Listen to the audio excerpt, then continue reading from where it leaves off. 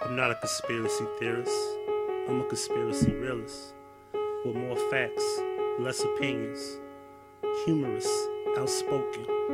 I present my devotion. Overly dedicated. I ride my own wave. This path I ride, no one gave. Since 2012, this has been my lane. My life has been amazing. From gunshots to having a baby. Memphis is the city that made me. Being intimidated growing up never fazed me. I got friends and relatives laying in the grave. Product of the hood, but the good guy I prayed to be. Never learned to love until love found me. What you know about growing up as a kid and water in your cereal or syrup and sugar sandwiches and peanut butter that tears your bread or government cheese or every Friday night you ate lunch meat. See, I know about that life. I know about running home, not from being bullied, but making sure the bully didn't bully me and end my life. Crossfire kids die every other day where I'm from. See, I earned these stripes and learned what's right. And knowledge does reign supreme is what KRS taught me. And I studied the 120 lessons in the biblical text. And what do you know about Ramadan, fasting, eating dates for a special day? See, I have so much more to say. And that's why I built this lane, to give you all this perpendicular perspective of prosperity. And through the proper conversation, we should come to a compromisation. The dialogue amongst my people is lost, and that's what I present. So let's talk. I'm honest, undeniably great with the gift of intelligence, everlasting, professionally accounting currency, and numerous options. That means...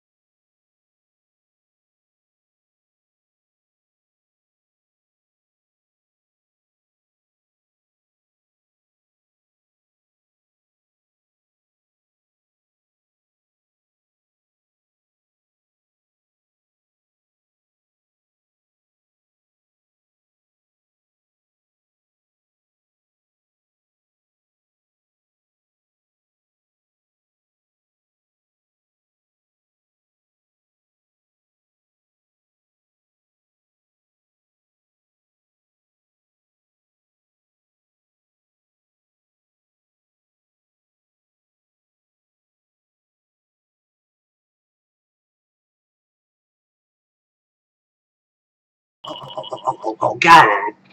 See, rewind. I gotta start all over. Ain't this a bitch? Okay, let's start over. What's going on? Trying something new, y'all. I was saying it with the mic off, so I'm trying something new here, and I forgot to cut the mic on. Yeah, I just got the text screen.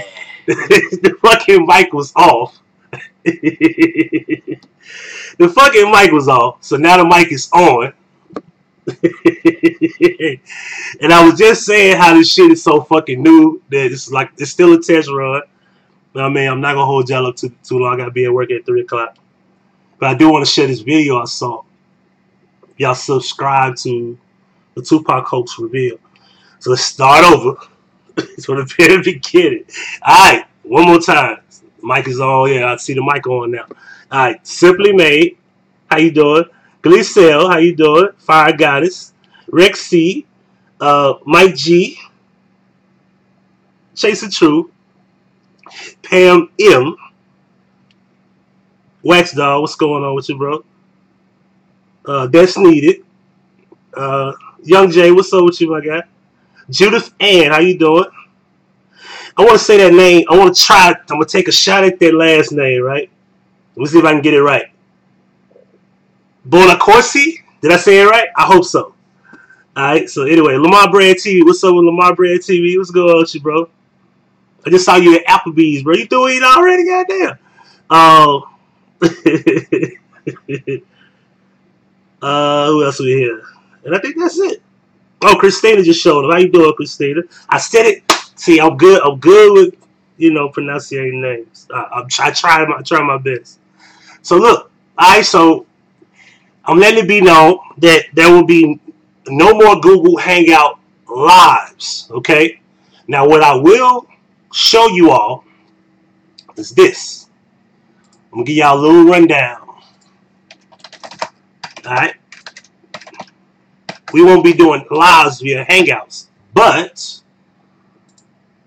I will allow Google Hangouts to be made in this format. All right. I'm gonna show y'all what I mean by this format. Okay. For example,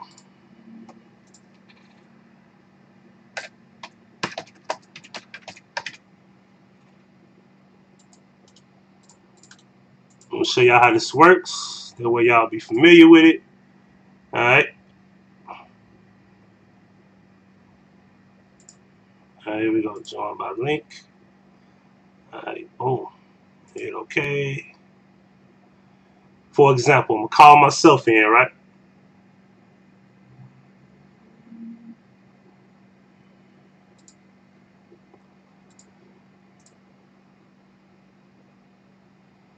All right. Now what happens is, so I'm able to see something here. I don't want to cut that off. I want to take that, clip that, chop that, boom. All right. And what I want to do,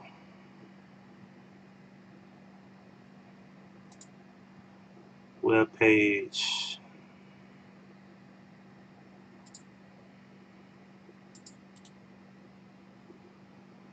All right. And the web page layout. There we go. Copy, paste, new source.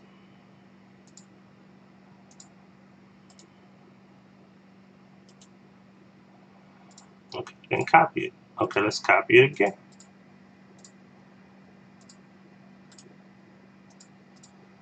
Like what I'm asking you, and that's why I contact. If you've been on. What the hell is that? That's the wrong thing. The hell? You, is this truly a mental illness? Of course it is. I can tell. Oh gosh, I mean, you can listen to them and tell they got mental problems. When I hear Stronger say that. How do I stop that?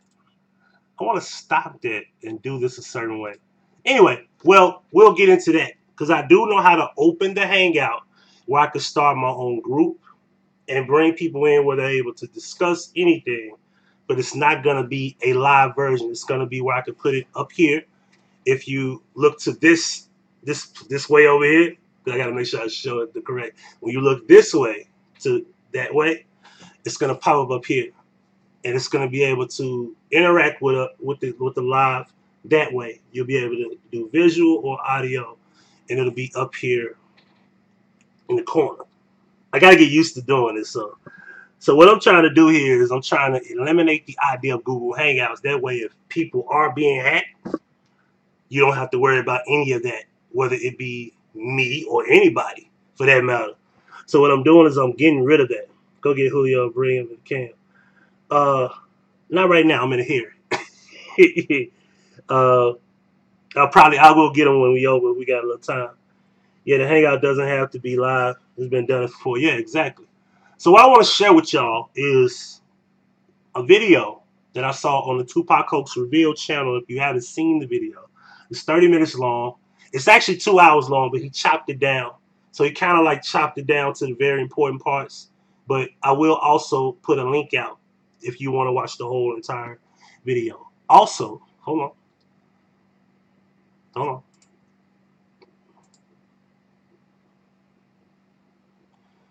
Oh, Pimpalicious. See the live feed is up there? So we got the live feed and we got the chat room up here too.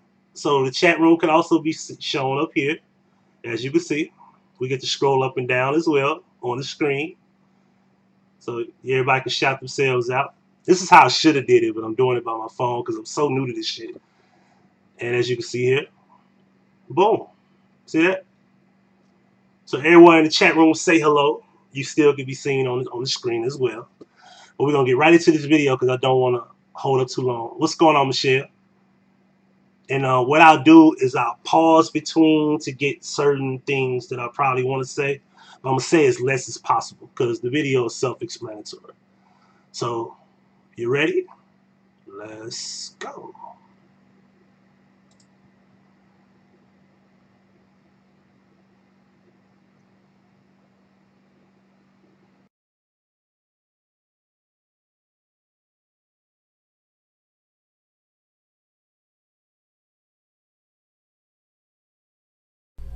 Mind control and social engineering has been successfully applied to the deconstruction of the Black American population. Now, we understand these methods were used on all groups and populations in the nation. Do me a big favor.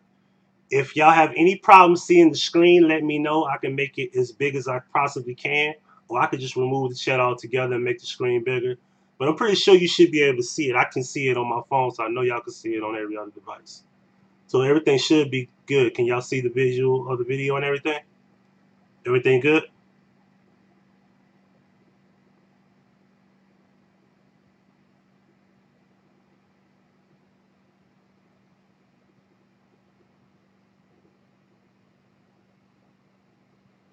I'll take that as a yes. We'll keep going here. Not just the black, yet extra measures were taken in particular on the black race. And we are going to analyze those, analyze the methods by breaking down the administration according to decade, starting in the 60s, going into the 70s, 80s, 90s, and up into our current day and age. This cyclical and chronological understanding of mind control and its predatory nature will give you a much clearer sense of why the black population is where it is today and why it functions as it does. Where are our leaders? Where are these celebs at when thousands of black men are being killed in their own communities? Chicago, for instance. Why do they conveniently ignore the giant elephant in the room? Why don't you see these different artists and celebrities and basketball players and football players and athletes? Why don't you see them supporting any type of group in their own communities to fight the violence? Why don't you see these people in Chicago on the streets changing the environment? Why don't we see this? They're so quick to run to this Black Lives Matter organization protests and support all of these large government scale organizations, yet they can't support their small grassroots communities that need the most help. Why? Let's think about this, because this dichotomy sheds some serious light on what's really going on. See, these leaders, these celebrities, these activists, these intellectuals, these politicians, these entertainers, they're not who you think they are, because they have separated themselves from their community and joined a new one. They are gatekeepers for the elite structure now, and they have always been. They pretend to care for the black population only when it is in the interests of the elite agenda, the program, the great work, the magnum opus. Shall we make more connections?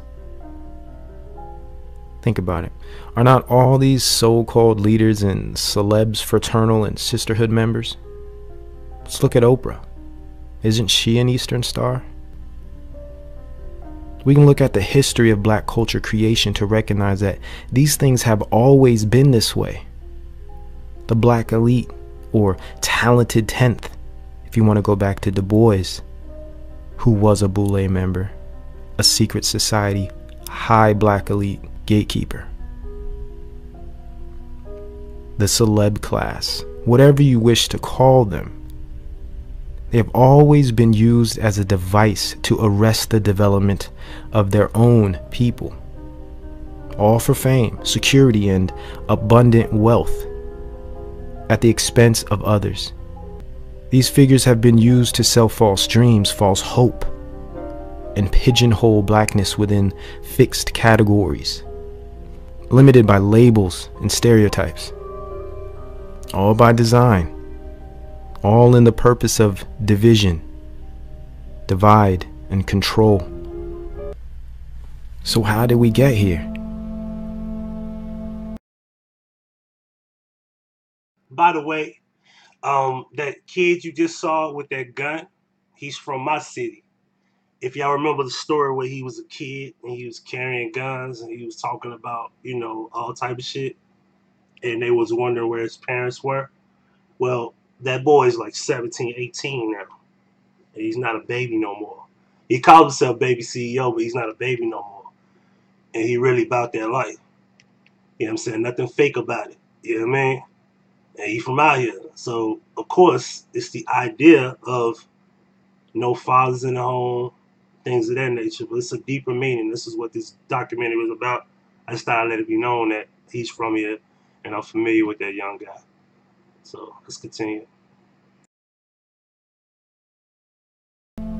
Isn't it surprising that the black population has had exponential growth since the 1970s in a downward spiral? Residual culture decay that has been non-stop since about 1965. Prison rates have stayed on the rise. Murder rates have fluctuated but still begin to rise. Prison rates. Okay, that's the main thing we need to talk about here. Prison rates peaked in the 90s after a steady gradual growth from the 70s. Let's begin in the late 60s, where it all started. First off, we have to understand that there's a giant mind control program that we're all familiar with. This program was used on everybody, every race, all creeds. No one was safe from these things. But when you're the group that's at the bottom, and you're kept at the bottom, the effect is going to be much higher on these groups because they are much more vulnerable. And this has always been the position of the black population. So let's look into it. There's two main avenues we need to address: the arresting development and the culture identity creation. There was the heroin epidemic in the 70s.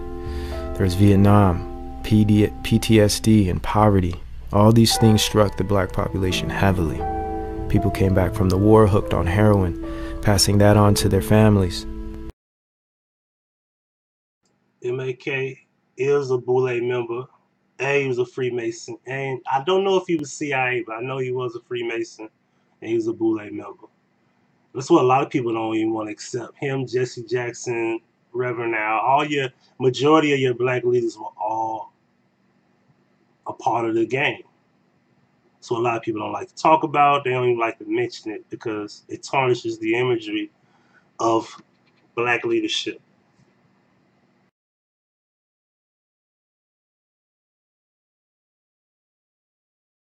Destroying the father and the mother and the child, all in one swift single blow.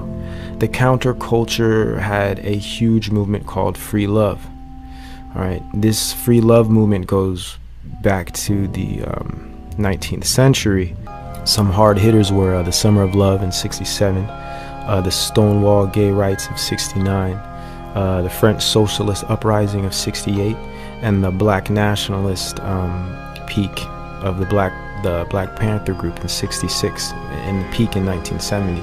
So we have to understand that all these movements, all these events directed the black culture in a certain way that led them away from development and more down a path of destruction, because it was leading them into a battle that could never be won.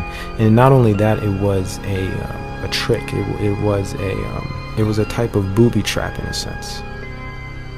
All right, and this was all done through left movements based in Fabianism. Okay, ideas coming directly out of Tavistock. This is how they took down the French, the exact same way they did Russia. They create these socialist movements to have them be destroyed in their rebellion or revolutions. Revolutions never work. They never have. Protesting never works. It never has. These things have always been controlled opposition from the higher-ups, the elite, the real controllers of the society, the ones that own the banks, the ones that fund both sides of wars. Okay, revolution means nothing on this earth, and it never has. All right, the underclasses have always lost. And this is the design. This is Satan's world. This is the way it's going to be. But they have to make you believe that you can win. They have to make you believe that you can fight, when the only way to fight here is spiritually. Let's keep moving. Another huge blow this year would be the assassination of prominent Black Panther Fred Hampton, officially ending the Black Panther movement of Black liberation. Soon we will see the conversion of the focused, militant, and socially concerned black culture into a smooth operating, jive spitting, lady pimping, and perm dripping culture of sin and debauchery, ushered in by a dubious character indeed, Time Life magazine photographer, CIA operative, and film director Gordon Parks. Beginning with 1970, the moral fabric of America was officially torn. The hive mind was shattered, and now full-on dissociation would set in.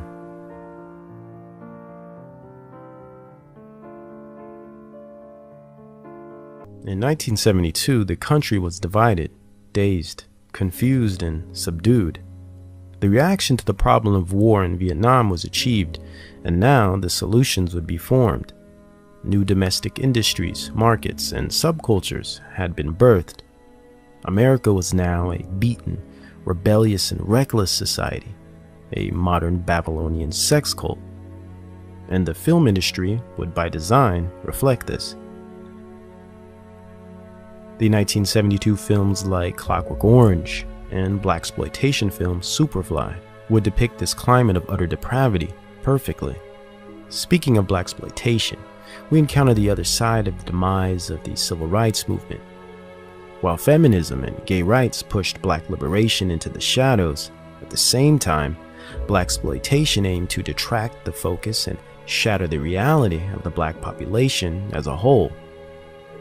Hardly a year after the death of Panther Fred Hampton, the blaxploitation era began, officially ending any potential of development in the black community, done so by corrupting the culture, in turn possessing the spirit, and re-engineering an entire people.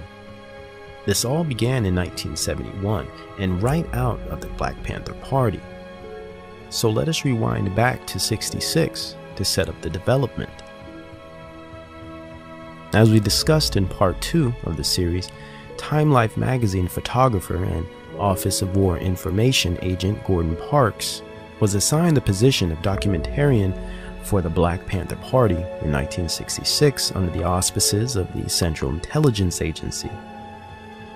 In fact, even prior, he had always made a career out of taking visceral and poignant imagery of the Black American experience, though his talents were used for espionage and the covert surveillance of the civil rights movement. A wolf in sheep's clothing, a hired mole, Parks would not only photograph the Black Panther Party, but he would also play as an intelligence agent for the US government, along with numerous other plants within the party like Columbia University man and Jewish leftist fundraiser David Horowitz, whom once the party was dismantled in '69, joined the CIA front publication Ramparts magazine as editor. And today is shockingly a right-wing conservative. Interesting. Horowitz was also an employee for the Peace Foundation of London under Fabian socialist and eugenicist Bertrand Russell. Another prominent agent was Panther member Elaine Brown. Tupac's mother, she was a CIA op, and a lot of people might not know this or want to believe this, but she was working with the CIA, as were many Black Panthers, as well as documented FBI agent Richard Aoki of Berkeley University's Young Socialist Alliance. He joined the Black Panther Party in 1966. As a top-level informant, Aoki was commissioned to provide the party with an arsenal of weapons to radicalize the group. At this point, the party took on a much more aggressive and confrontational direction. Prior to Aoki's joining, the Panther Party was innocuous, yet still a communist justice league. They were simply starting school breakfast programs and holding peaceful meetings focused on community building and education. Gordon Parks played a key role in this secret intelligence orchestrated radicalization of the Black Panther Party in Oakland, California. He single-handedly sensationalized the armed and dangerous reputation of the party by making their weapon-brandishing images famous.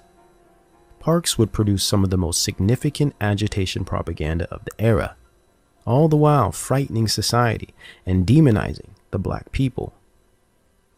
While Richard Aoki stoked the ideological flame by inciting violence with endless supplies of intelligence-provided weapons and deep socialist and leftist rhetoric.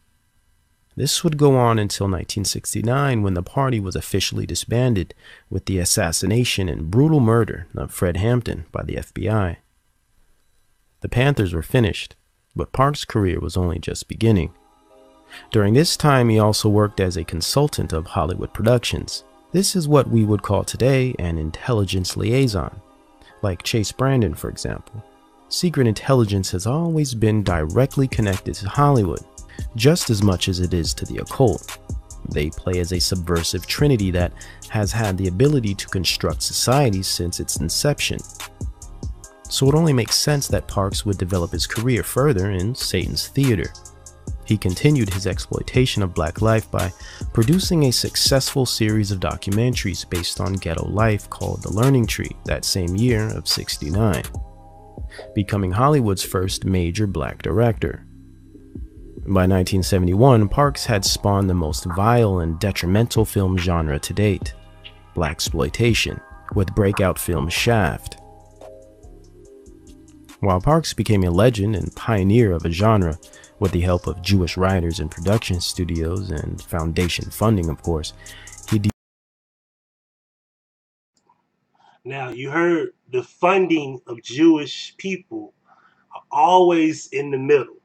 You know what I'm saying? And when you look at Hidden Colors, just like I told in Hidden Colors, when I had I wrote, it was about 2 or maybe 3 years ago.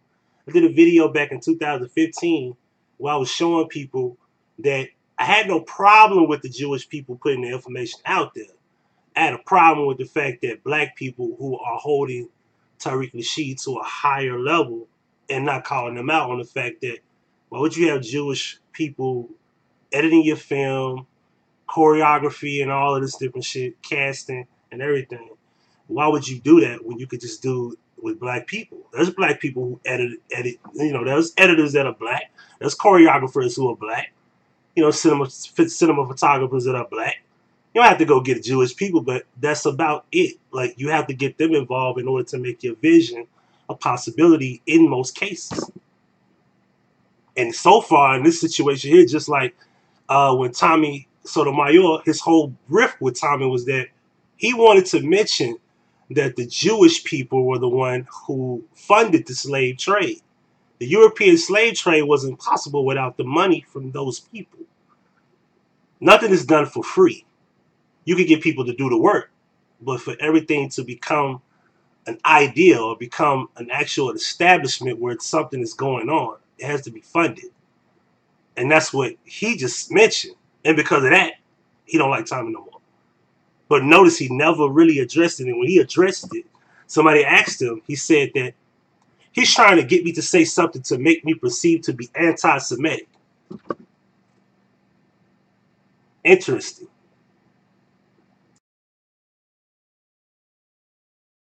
Destroy the prosperity of a culture by utilizing a powerful mind control medium like entertainment to redefine and re-engineer an entire population of people. Blaxploitation would go on to attack modesty, righteousness, and all things pure and good within the nature of black behavior. Its modification would take a disturbing turn from 1971 forward. Interestingly, he was used by the same organizations that funded and directed the civil rights movement. Many Jewish organizations abandoned the civil rights movement once it ceased and went on to Hollywood to produce blaxploitation cinema, like Herbert Marcuse of the Frankfurt School, an integral part of the Black Panther movement and communist-driven New Left agenda in general. Marcuse also would go on to play a big role in the development of certain types of film in Hollywood. Theodore Adorno as well. The Frankfurt School intellectuals went directly from the academic realm to the entertainment realm to help stir the pot. And well, the rest is history. Just turn on your TV today, look at any current series on the internet, Netflix, big budget cinema, any of it and all of it. We might say it was pretty bad then. Well, look how far it has come. Who remember the line from Public Enemy when it was like, fuck him and John Wayne? Who remember that? And when Professor Griff, a member of Public Enemy at the time, he mentioned something about the Jewish people and they were forced to kick him out the group. And you just saw that John Wayne is actually a Freemason.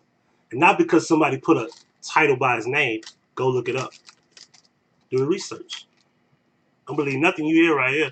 Go look up everything. Before I just showed this video, I did my research before I thought to present it to the world. Mind control programming and entertainment, soul-sucking garbage.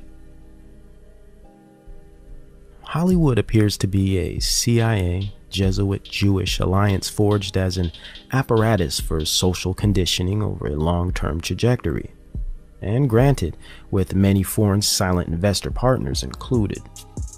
This alliance indeed predates the film industry. It goes as far back as the Crusades. Guess who were the financial advisors for the knights in shining armor and red crosses?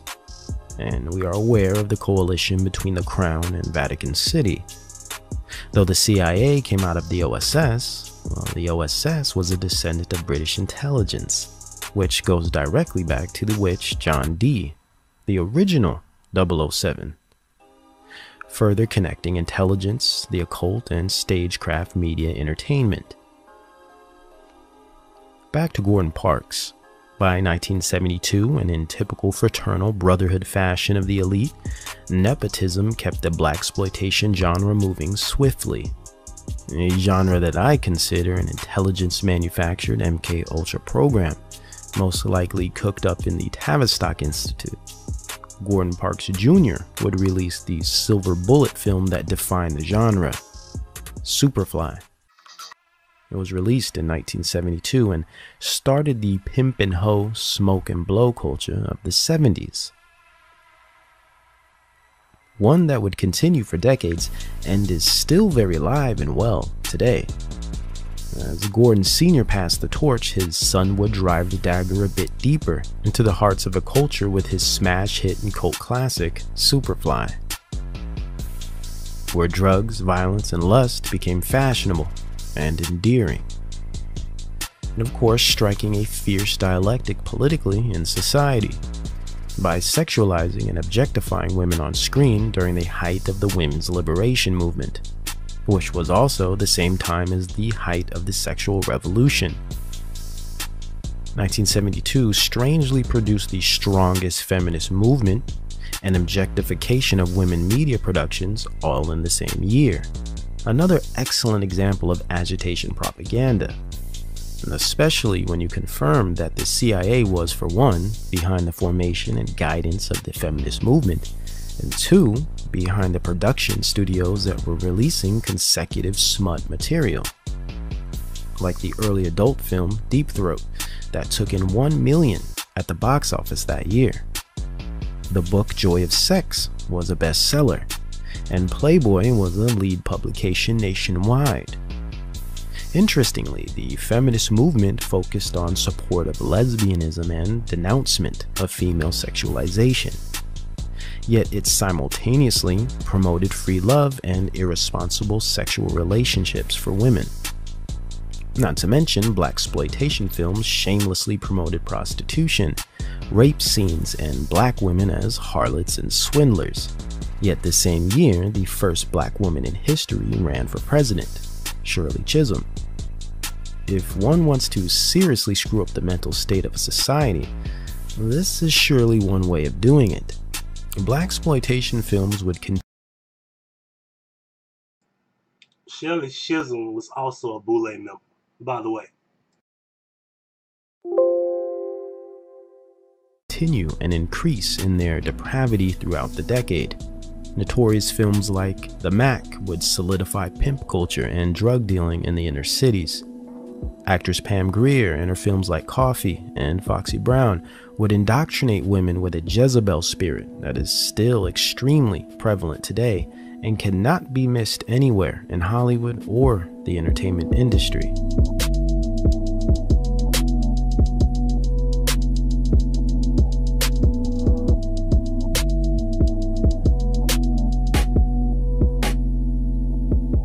To add to this, the blaxploitation film genre set the precedent for a very lucrative sex trade and prostitution industry.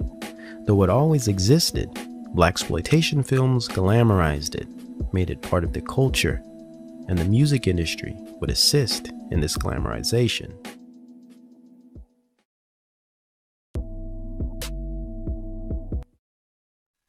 To be accurate, Parks cannot actually take credit for creating the first blaxploitation film. In fact, it was first done by a lesser-known, independent producer named Melvin Van Peebles, with his sloppy and perverse film Sweet Sweetback's Badass Song, which was no more than a sad excuse for a black liberation flick that relied on sex, vulgarity, and violence to retain viewership. Brazen and cheap, it opened with a graphic pedophile scene, as well as a typical black buck sex scene that foreshadowed the adult industry that was getting ready to take off in a few years. And again, the nepotism continued with his son's work, Mario Van Peebles, who would later continue the debasing legacy of Van Peebles Sr. by creating a new age blaxploitation era of his own with his cult classic film New Jack City in 1991. Which set the stage for many other hustler and thug films that complemented the gangster rap industry wave of Dr. Dre and Snoop Dogg. Coincidence? I think not. So blaxploitation has never ended and is as alive and well as it was in 1972. But in 72, things were just forming, and new waves of cultural influence were being created for very little money, but at the spiritual expense of millions. Blaxploitation became a cold-blooded social weapon, and as Curtis Mayfield quoted, a commercial for cocaine, settling the precedent for an up-and-coming adult film industry and lucrative drug market, especially the cocaine market. that would hit its peak in 1977 and wreak havoc into the 80s with crack. Blaxploitation films would take a historical seat in the archives of classic social engineering media, feeding into the debasement of culture and the proliferation of the prison industrial complex. Once again, by establishment intelligence and foundation-funded production studios, blacks were used to not only destroy themselves, but to create demonic culture and assist in the demoralization of a nation. And the 70s is where it all took place.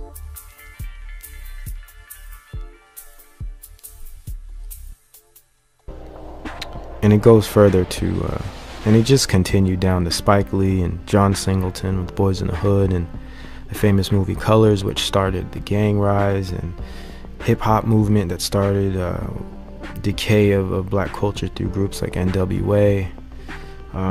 Hollywood music television created the black culture and culture in general, but we have to understand that black culture was used to bring in a whole lot of very distasteful and destructive ideals, and it was done through entertainment, as it always is.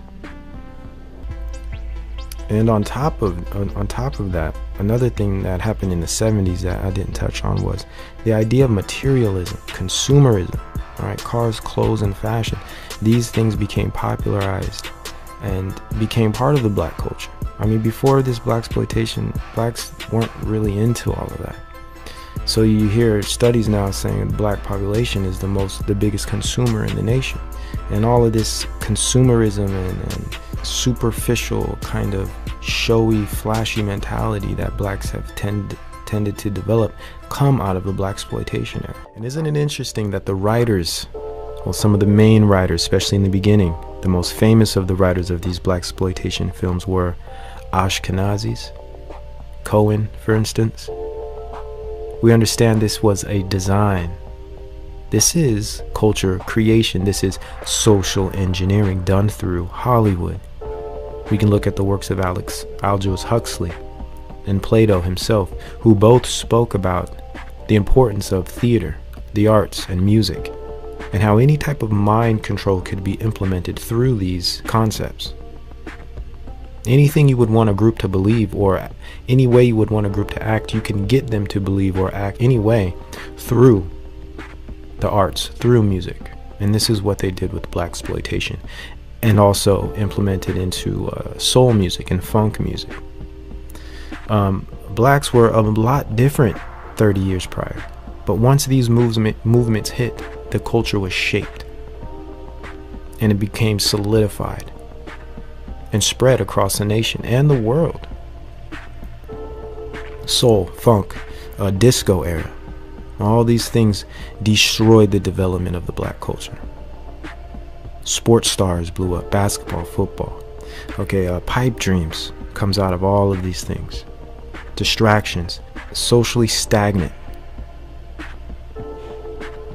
And these things shaped a generation. Blaxploitation and the works of the 70s shaped a generation.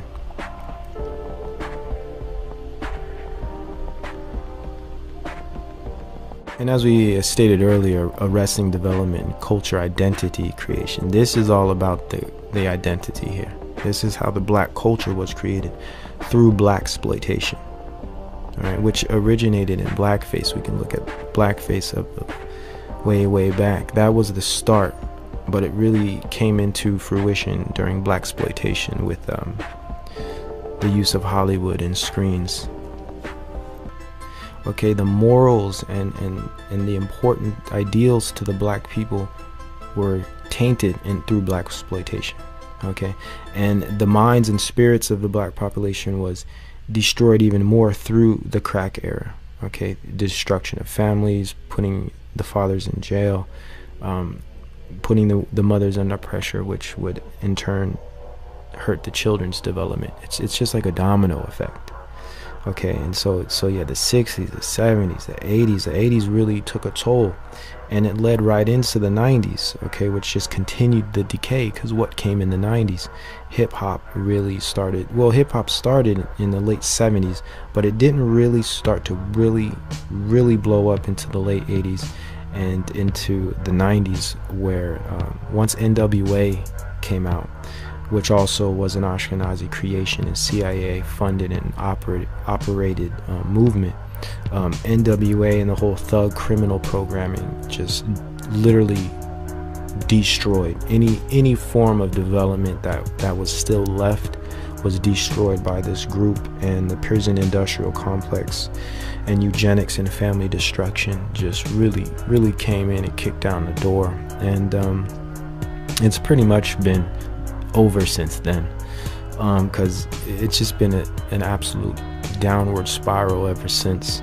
It really infuriates you when you really think about it, when you think about how all of this has developed, and you look at the black culture now and you see the predicament that they're in and where things are at. And when you understand the history and the development of it, it makes complete sense. So this is why black people are where they're at, by design. And again, there's no one to blame for this stuff. This is all prophecy. We get it. We understand that. There's no one to blame, because the Most High is running the show. This is Satan's world. We get that. So gangs came out of Masonic and civil rights. Basically, it's Masonic and civil rights residue. So these gangs turned into huge sets of all kinds, but they all came out of the Black Power movement. So we see how the Black Power movement, which was destroyed and infiltrated by COINTELPRO and was always controlled from the beginning through fraternal orders and masonry, we see them morph into gangs, which become another way for black men to be killed and to kill each other. So you find all these people complaining about, oh, well, blacks kill each other. Why if you think Black Lives Matter, why are blacks killing each other? Well, let's look at the history. Let's see the development. All right? Let's see how these things were created through culture creation, through design. There's nothing biological or natural about any of these movements. I mean, they've all been designed. And how? Well, promotion, advertisement. Gangs have always been advertised. See, once these gangs were created and became a big deal, they may have started through revolution, but they became popularized through what? Through music. Okay, through music and film. We have the film colors. That really started a huge growth in the functions of gangs that peaked in 1991. And we in around 91, 92, we had Ice-T with the whole cop killer movement, which started a whole big thing, which was a product of Time Warner. And I mean, it's I'm really just trying to put it out there to give a broad idea of how all of this came to be. The whole gangster mentality, the whole thug thing that has been just connected to the black man and the black culture, and the whole idea of how black women have been perceived also go along with these stereotypes that come out of black exploitation, that come out of black films, which were originally written by Ashkenazis and different types of elite groups, okay, that were never in the interest of blacks, though blacks didn't have much. So we went along with things, and little did we know they were not in our best interests. We've all been corrupted through this satanic system of social engineering, mind control. All right, so you see all your favorite actors, your favorite singers and the sport athletes, they're all in it to destroy you. And for those out there, hey, I might be preaching to the choir. I understand that, but I'm reestablishing these things. To be a straight up menace,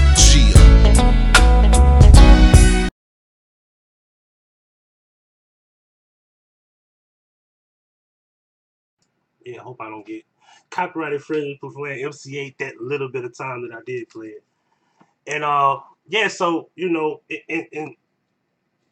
in closing, a lot of this stuff is really a lot deeper. Like, one thing I can respect about the brothers, he went way deeper into the cause, meaning that everything is a design system. Jewish people that actually run the banks, that's like the design. It's kind of like they give you the kickstart, all right? And the kickstart is just that, and everybody else does the work. It's kind of like you work for an establishment. You probably will never see the person that owned the establishment ever in your life. Like, the owner of McDonald's will probably never walk into the location you work at ever in your life. You could work there 20 years. You probably will never see the actual person who started it. Well, not more so started, but the family member that kind of, passed the ownership down and the controlling and, funding and financial, backing behind it. You'll never see those people. You probably see no more than the general manager. At best, you'll see general managers. And that's it. So what I'm going to do is give me a second here. All right, so we take that down. Let me make sure I had it set up to where I could just do this a lot easier. Let's add a source here. All right, new conversation, HP Hangout. All right, boom, new group. Enter the name of the group. Bam.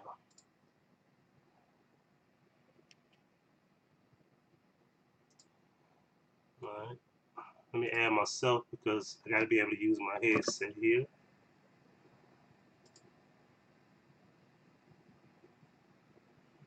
All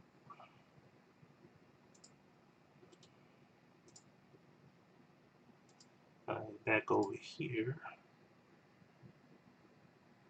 Web page.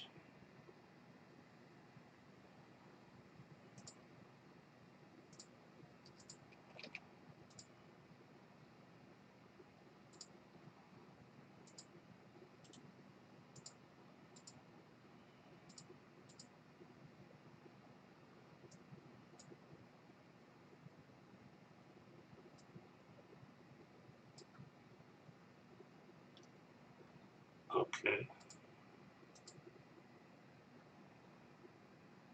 It's not there.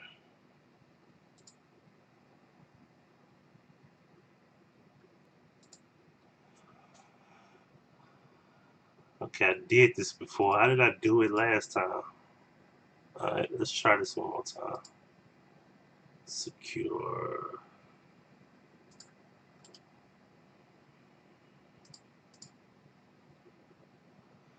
Let me invite myself here. I don't even know what email it is. What email am I using this under? Let's delete that. Yeah, it's under my main email. So let's join the call here. Let's get that out the way. Let me invite myself.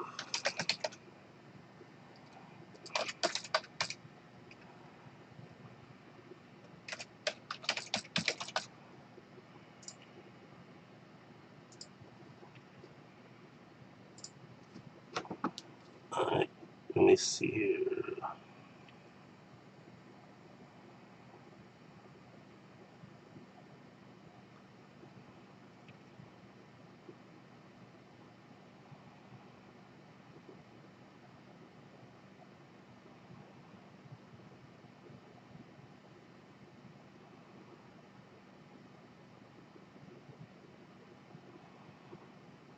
Okay. Bear with me, y'all. Hangouts.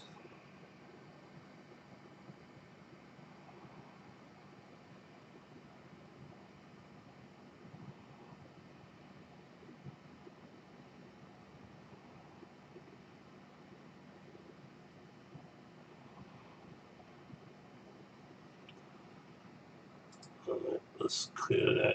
Let's clear that out the way. There you go. Alright. I'm already here.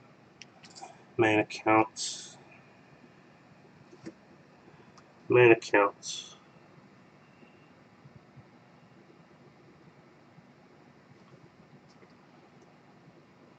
New group. Name of the group. HP.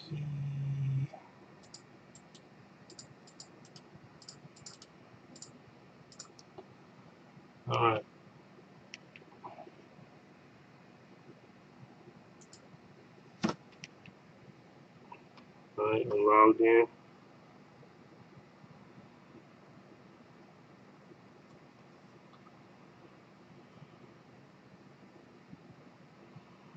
Group HP.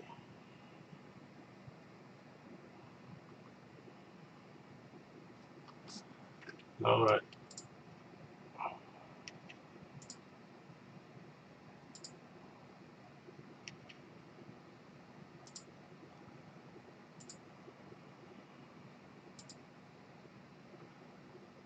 Give me a second here.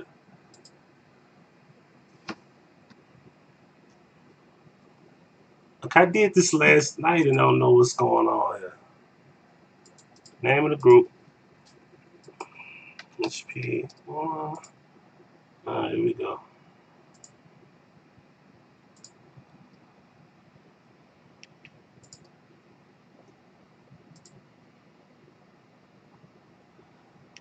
Alright, put your email in the chat and we're going to bring everything here. So let me know you want to be added in. I'll add you into the Hangout. I got a few minutes, maybe 20, 25 minutes to have a quick discussion about the video.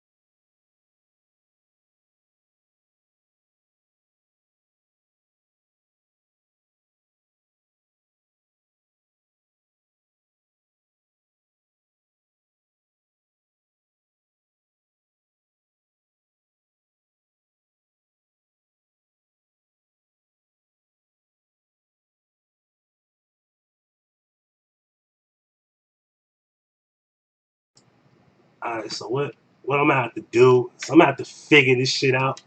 Cause I did it yesterday, but I don't remember how I did it where I could be able to control everything because I don't have a headset to do everything like I want to do it. Like I could just do it directly if I had a headset, but I don't want the feedback. And what you just heard was the feedback, but I had fixed it to where it didn't feedback at all. So I can't figure out how to do that. And that's why I said I'm kind of handicapped on this thing. So let me see. Give me a second here.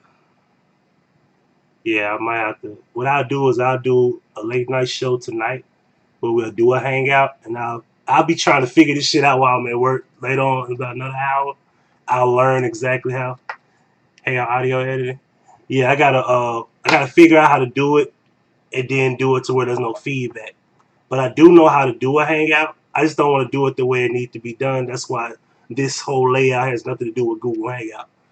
And that's how it used to be, where you could just bring people in and get to talk. So I have to figure out how to run the Hangout, put it up here. No, that way. My bad. Is it this way? This way. I got to make sure I do that right.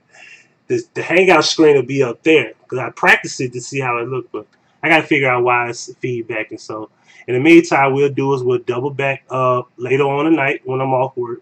Overnight, we'll get into the Hangout discussion. If not tonight, first thing in the morning on Monday. In the meantime, leave me your thoughts. And I got to get up out of here.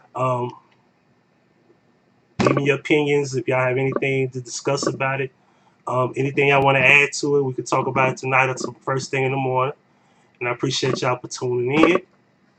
I appreciate y'all for tuning in, and make sure y'all spread the information, because this video is probably one of the most important videos that even our children need to learn, for real. So, and trust me, it's bigger than just the white man. That's why I always used to say that, and people were like, man, you don't know what you're talking about. I'll be like, dude, it's bigger than that. Trust me, it's a lot bigger than that. And I'm gonna try to get me a better lighting where y'all can see me a lot better. Y'all can't really see me. Not that it's important, but you know what I mean? See? Boom, see? I'm dark, man. You know, I can't help that. But anyway, I appreciate y'all for tuning in. And y'all be easy. Y'all have a good Sunday afternoon, good Sunday evening. I appreciate y'all for tuning in. And we out.